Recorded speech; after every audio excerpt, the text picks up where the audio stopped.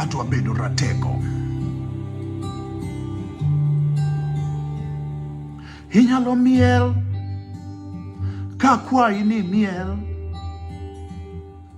Inyalo ringo to kik irang chien. Inyalo ywak both inena ka ywak. Be inyalo reso chunya otieno ni. Inyalo tetni ka mulo lem dhogi. Inyalo nyiero yawa nyisa adier. Be inyalo tho e weche jaherani. Kwaka mana maber otieno ni. Yie abet ratego ni baby. Yie agol ni rem duto yawa. Yie achung kodi nyaka chien. In emikawo mucha te.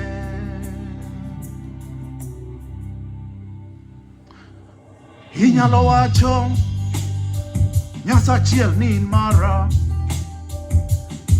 Inyalo wuonda kosi inyalo ringo bipond. Gini adonje chutho kose pacha osekethre. Oko badha jahera inka otieno ni. Ye abet ratego ni baby. Ye agol ni rem duto yawa.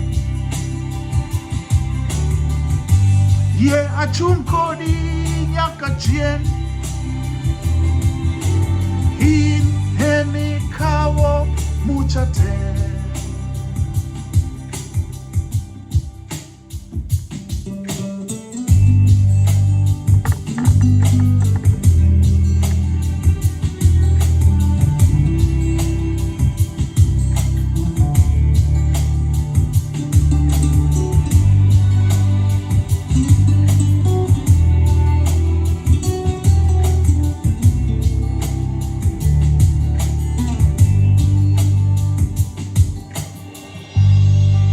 Adwaro mana kwaki.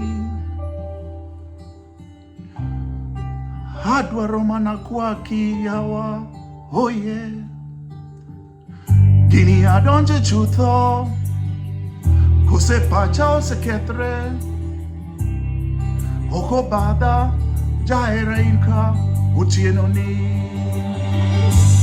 Ye abet ratego ni baby. Ye agol ni rem duto yawa. Ye ichung koda nyaka chien. In emikawo mucha te.